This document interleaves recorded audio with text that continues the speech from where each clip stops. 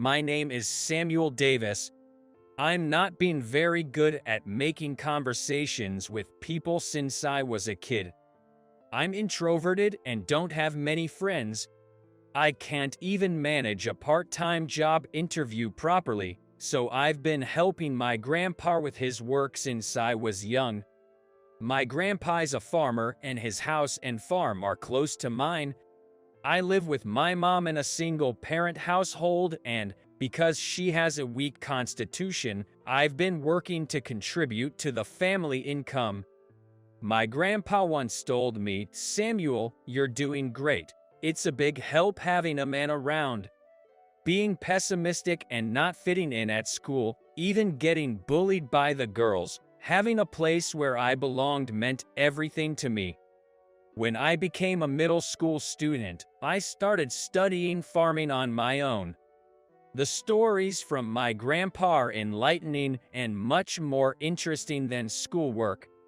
When the time I had to decide my future, I started thinking about seriously becoming a farmer. I probably wouldn't do well even if I proceeded to high school, and since our family is poor, it would be better to start working as soon as possible.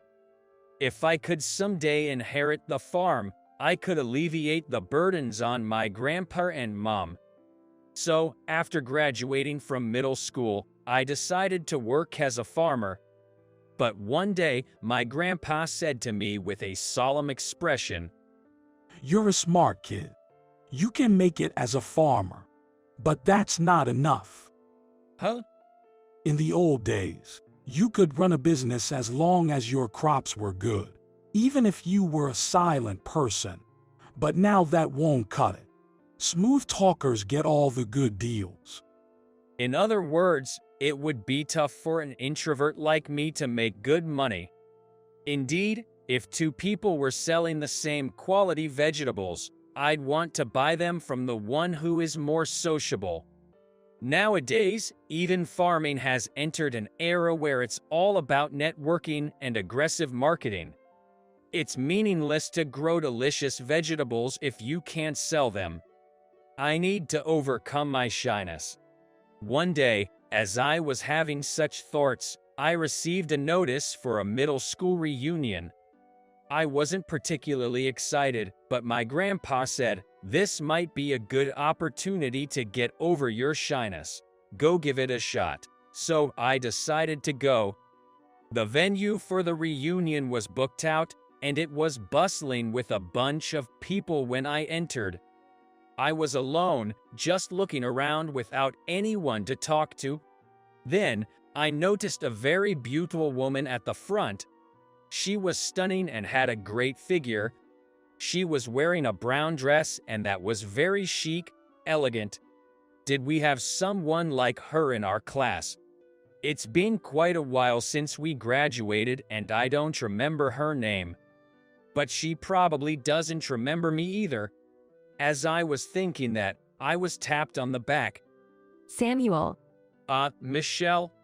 It was Michelle Johnson, a classmate from elementary school. In our hometown, there's no one who doesn't know her. Her father is the president of a large corporation. She's the typical president's daughter. For some reason, Michelle came and sat next to me. Then, other classmates began to gather around Michelle. All of them had grown up to be very fashionable. I felt embarrassed in my boring attire. Though I'd been trying to keep out of the conversation, Michelle suddenly raised her voice. "Speaking of which, weren't you riding a tractor the other day?" Yeah, I've been farming since I graduated from middle school." "Really? You're a farmer right after middle school? No wonder. When you walked in, I thought you were some grandpa. Hilarious." "Haha."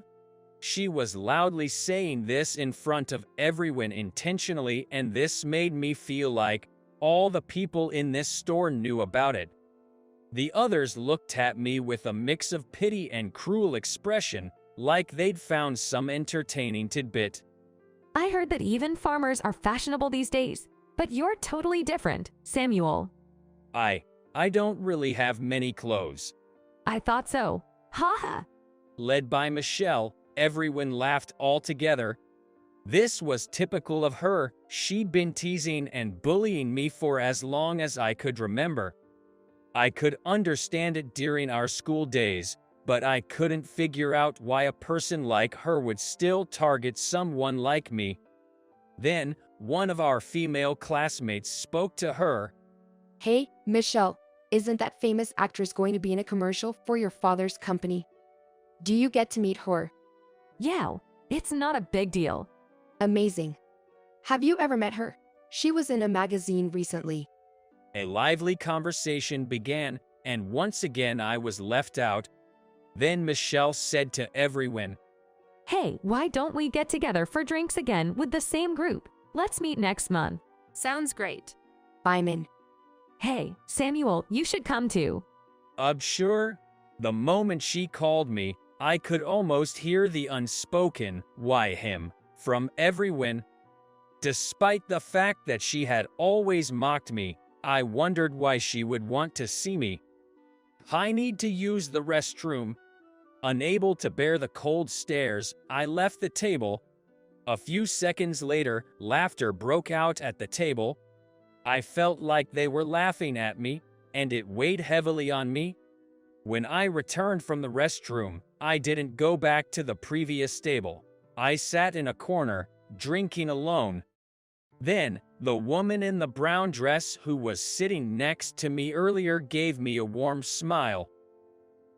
I wished I could strike up a conversation smoothly at times like this, but I was at a loss for words.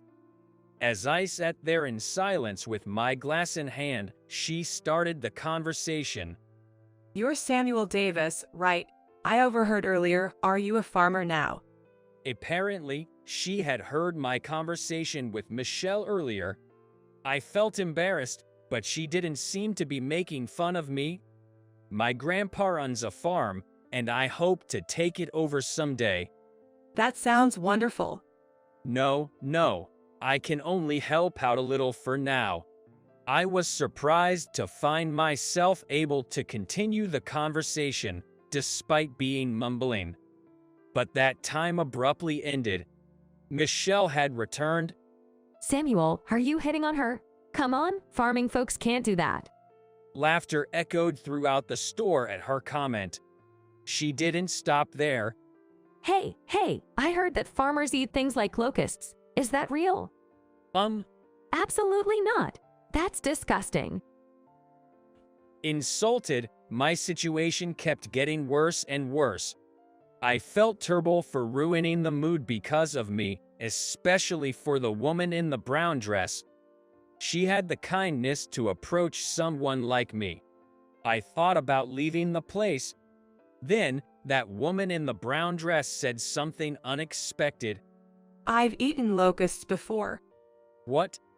I've also eaten crickets. They tasted like shrimp and they were really good. What? That caused a great commotion. But maybe because she was attractive, her words seemed to have a certain sway over everyone, and the reactions started to change. I've heard about it too. Eating insects is becoming a trend, right? I've seen it on TV too, and in some places abroad, they even eat crayfish. Their opinions suddenly turned positive and started to fly around.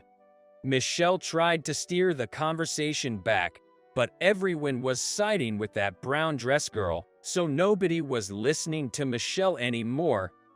Samuel, should we get going soon? What?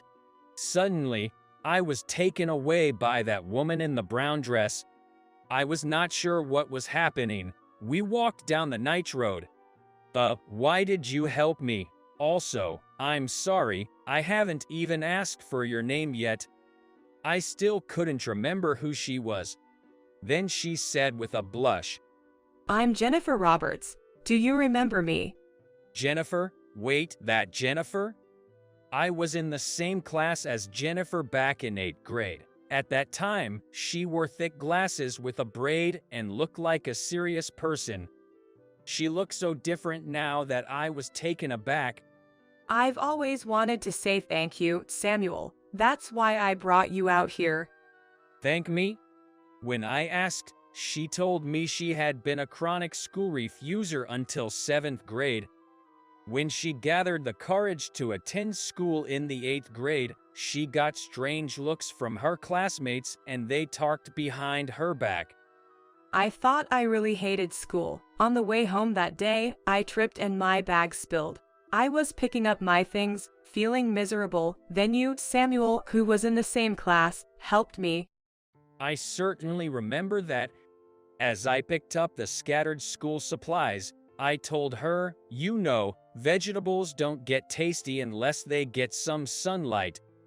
I didn't understand what you meant then, but later, I realized that you were encouraging me to come to school. Yeah, that was probably the best wisdom I could use at the time. I was so happy and felt like going to school again the next day. Inspired by those words, she made an effort to get out more. Thanks to that, she managed to attend high school. Then she started to care about her appearance to get a job, and was scouted as a model after high school graduation. She appeared in a magazine and now works at an editorial production company. I don't really suit being in the spotlight. I feel more at ease when I'm behind a desk. I get it. I'm shy and have trouble dealing with people. It's a waste for a beauty like her, but I understand her feelings. Before I knew it, I was able to talk to her with an open heart. I thought I could avoid people by becoming a farmer, but it doesn't seem to be the case now. How come? When I told her the problem my grandpa pointed out, she fell into deep thought. But she soon said, Samuel, would you show me your work just once? A few days later, she really came to our farm, also brought a photographer. The collaboration of youth and farming seems to be a popular content these days, and they're apparently planning a special feature. I wasn't sure about the whole thing, but she interviewed my grandpa and me quite extensively. When the article came out, the response seemed to be more than we expected. Thanks to her writing, popularity spread like wildfire, and we started receiving interview requests from other media outlets. I was treated like a man of the hour, and thanks to that, I got used to talking to people. My grandpa praised me, saying, "You've made a good friend." In the middle of all this, an invitation came to a reunion with some of my old classmates. When I went to the bar with Jennifer, I was welcomed with a completely different attitude than before. Hey, I saw your feature, Samuel. You're doing great. Weren't you on a morning show recently? Farming looks so different and cool these days. I was admired and fussed over. It was the first time I'd been treated like this, and I was somewhat taken aback. But then, I realized Michelle, the instigator of all this, was missing. After the party, Jennifer said she wanted to go somewhere, so I followed. And there was Michelle in the bar we walked in. Why is Michelle here? I called her over. When I was writing your article, I researched local farmers and found her grandfather's name among them. What? I was surprised by her sudden words, but Michelle continued the story. My grandpa has also been farming for a long time. My parents were busy, so when I was little, I spent a lot of time with my grandpa. It seems her grandfather, after stepping down from the president, took up farming, hoping to make a name for himself by only his ability. But things didn't go as planned, and he couldn't grow good vegetables. Back then, Michelle used to accompany her grandfather to the market with their vegetables, but they always had leftovers. She wondered why her beloved grandfather's vegetables didn't sell, and the one always sold out at the same stall were the vegetables grown by a man named James Davis. James Davis, is that my grandpa? Yes. As a kid, I thought his vegetables were the reason ours didn't sell. Of course, my grandpa never said such a thing. But I wasn't convinced. And when I found out in middle school that you were his grandson, Samuel, I was so frustrated, I bullied you. But it turns out that wasn't the only reason. She was walking the path her parents had laid out for her. Even if she had something she wanted to be, she was scared of failing like her grandfather. But Samuel, you chose to be a farmer on your own. And even though you were laughed at, you always tried hard. Even though I get praised a lot, in the end, it's all thanks to my parents or the company, and I can't do anything on my own. Why are we so different? As she said this, she started crying. I couldn't help but speak up. Is your grandpa still farming? Yeah. Can I visit the farm sometime? I want to see what kind of field it is. I'll bring my grandpa along. Can I join too? There might be something I can help with. Jennifer also joined. Michelle looked surprised. Why, even though I've been so mean to you? I won't deny it was tough, but maybe it's my farmer's blood. I want to see your family's vegetables anyway. Although she had been silent for a while, Michelle wiped away her tears and whispered a small, "Thank you." After that, I went with Jennifer and my grandpa to Michelle's grandfather's farm. Grandpa and I gave advice on soil and fertilizer, while Jennifer and Michelle thought about ways to get the word out with their local friends. Sales isn't a competition. Let's work together to boost local farming, Grandpa said, and Michelle happily agreed with a yes. Her face seemed to shine brighter than any expression before. In our teens, we were all naive and immature, often running away because we were scared of failure.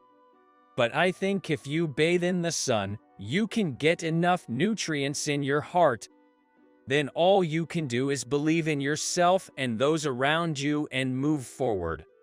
Because there will surely come a time when you will be rewarded.